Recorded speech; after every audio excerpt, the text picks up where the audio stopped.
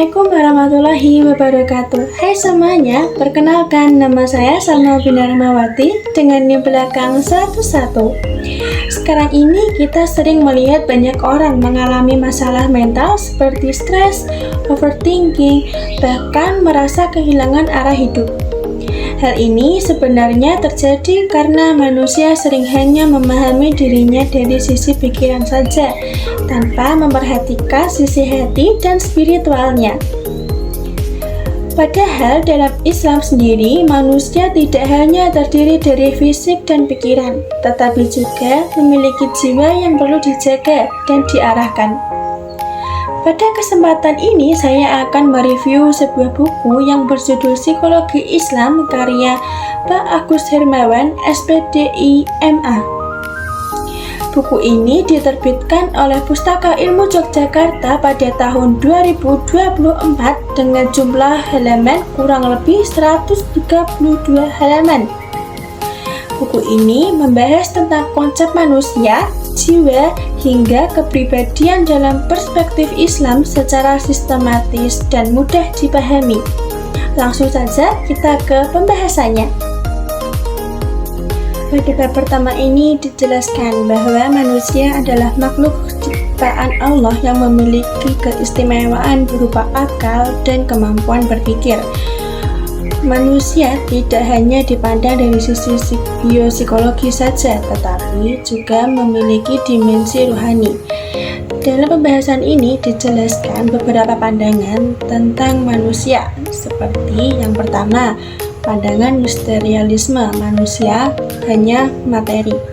Yang kedua, spiritualisme, manusia adalah ruh. Dan yang ketiga adalah dualisme atau gabungan jasad dan ruh.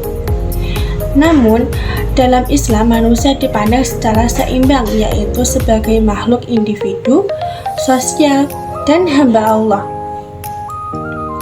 Manusia juga memiliki hubungan penting, yaitu dengan diri sendiri, dengan sesama manusia, dengan alam, dan dengan Allah. Intinya, bab ini itu menekankan bahwa manusia adalah makhluk yang kompleks dan memiliki tujuan hidup, yaitu beribadah kepada Allah dan menjadi khalifah di bumi. Bab kedua ini membahas pengertian psikologi Islam secara mendalam. Secara sederhana, psikologi Islam adalah ilmu yang mempelajari perilaku dan jiwa manusia berdasarkan Al-Quran dan hadis.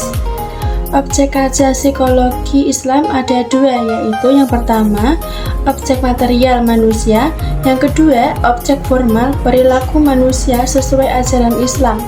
Selain itu, dijelaskan juga secara perkembangan psikologi Islam mulai dari masa klasik, ulama seperti Al-Ghazali, hingga masa modern. Yang menarik, psikologi Islam tidak hanya membahas aspek fisik dan mental, tetapi juga aspek spiritual yang seperti diabaikan dalam psikologi barat.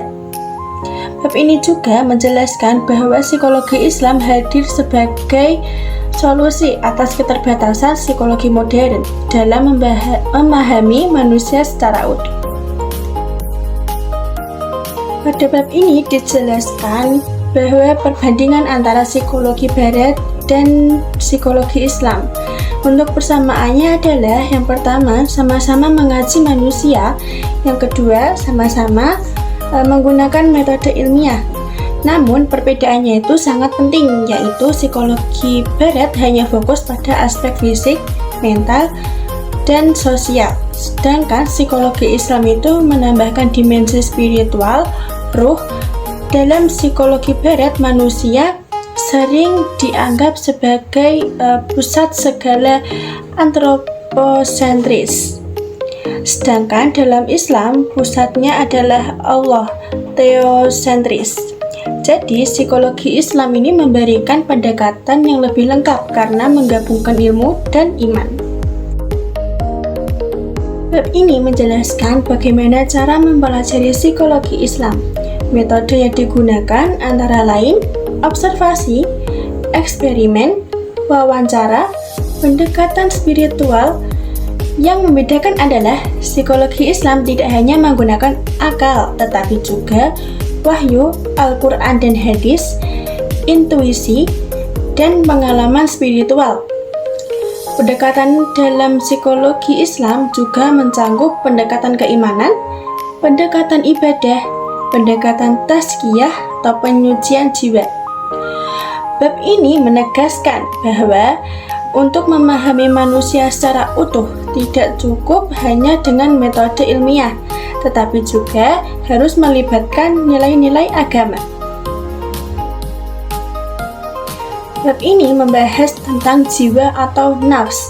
Dalam Islam, jiwa memiliki beberapa tingkatan, yaitu pertama, nafs amarah, yaitu jiwa yang cenderung pada keburukan.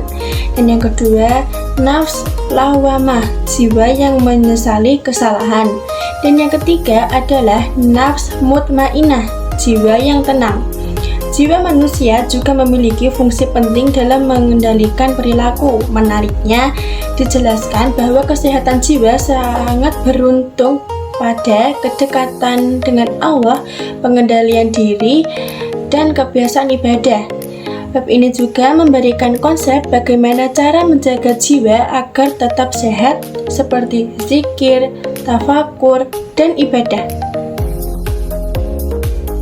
Pada bab terakhir yang kita bahas ini dijelaskan tentang kepribadian manusia dalam Islam.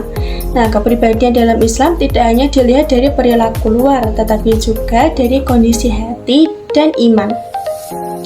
Manusia memiliki fitrah, yaitu kecenderungan untuk berbuat baik, mengenal Tuhan, mencintai kebenaran. Namun, fitrah ini bisa berubah karena lingkungan dan pengaruh luar.